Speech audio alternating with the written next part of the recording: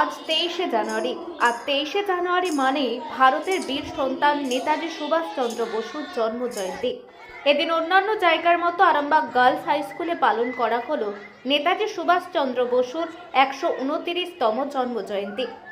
সকালে স্কুলের মধ্যে তৈরি নেতাজি সুভাষচন্দ্র বসুর মূর্তিতে মাল্য দান করে জাতীয় পতাকা উত্তোলন করে শুরু হয় জন্ম জয়ন্তী পালনের অনুষ্ঠান। পরে শুরু হয় বিভিন্ন সাংস্কৃতিক অনুষ্ঠান। সেখানে উপস্থিত ছিলেন আরামবাগ পৌরসভার প্রাক্তন চেয়ারম্যান তথা স্কুল পরিচালন সমিতির সভাপতি স্বপন নন্দী, স্কুলের প্রধান শিক্ষিকা রাজশ্রী দে সহ অন্যান্য বিশিষ্টরা। আজ 23শে জানুয়ারি, আজ সুভাষচন্দ্র বসুর জন্মদিন। আমাদের ভারত মাতার যে সমস্ত সন্তান আমাদের এই ভারতবর্ষের স্বাধীনতা লাভে সাহায্য করেছিলেন, তাদের মধ্যে খুব গুরুত্বপূর্ণ ছিলেন তিনি। তার সম্পর্কে বোধহয় যাই বলা হবে অত্যন্ত কম বলা হবে। তিনি স্বাধীনতা সংগ্রামের জন্য নিজের প্রাণ উৎসর্গ করেছিলেন। ওড়িশার কটক শহরে তিনি জন্মগ্রহণ করেছিলেন বিখ্যাত উকিল জানকীনাথ বসু এবং প্রভাবতী দেবীর বাড়িতে।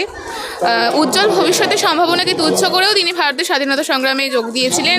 তার আজাদ হিন্দ ফৌজের মাধ্যমে তিনি ভারতের স্বাধীনতায় গুরুত্বপূর্ণ ভূমিকা রাখেন। আর 1945 খ্রিস্টাব্দে এক বিমান দুর্ঘটনায় তার মৃত্যু হয়। যদিও তার মৃত্যু ঘিরে বিতর্ক রয়েছে, অনেকেই মানতে চান না যে সেখানে মৃত্যু হয়েছিল তার। তো এই ভারতের যে স্বাধীনতা সংগ্রামে আজ আমরা সবাই স্বাধীন হয়েছি, তাতে যে সমস্ত মহাপুরুষের ভূমিকা আছে তাদের সকলকেই স্মরণ করা আমাদের একান্তই কর্তব্য। তাই আজকে সেই 23শে জানুয়ারি মহান দেশপ্রেমিক সুভাষচন্দ্র বসুর জন্মদিনে আমরা আমাদের বিদ্যালয়ে একটি ছোট্ট অনুষ্ঠানের মাধ্যমে তাদের প্রতি আমার শ্রদ্ধা জ্ঞাপন করছি। নেতাজি সুভাষচন্দ্র বসু আরামবাগ মহকুমার ব্যাঙ্গাই এলাকায় এক রাতের জন্য এসেছিল, এই জায়গাটা জানা আছে? হ্যাঁ, জায়গাটা জানি। ব্যাঙ্গাই আমি ডিরেক্ট লোকেশন জানি না, নামটা শুনেছি।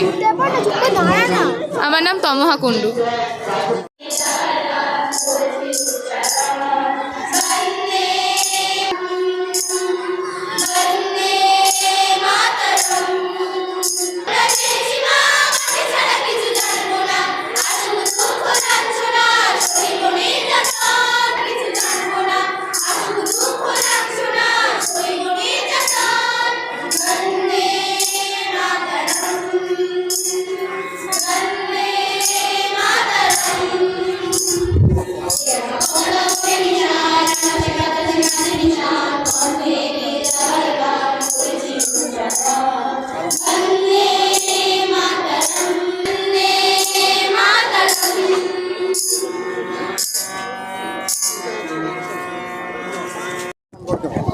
আজকে 128তম নেতাজির জন্মদিন পালন আরামবাগ গার্লস হাই স্কুল আর আমাদের আরামবাগ গার্লস জুনিয়র বেসিক স্কুলের পক্ষ থেকে আমাদের প্রথমে জাতীয় পতাকা উত্তোলন,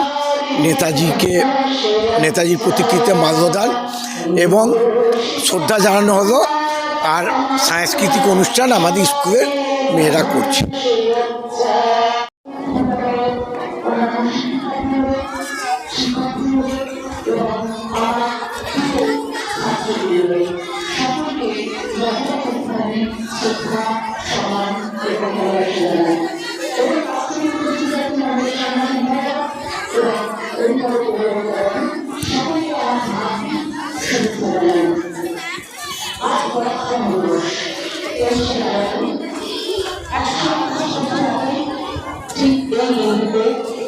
আমাদের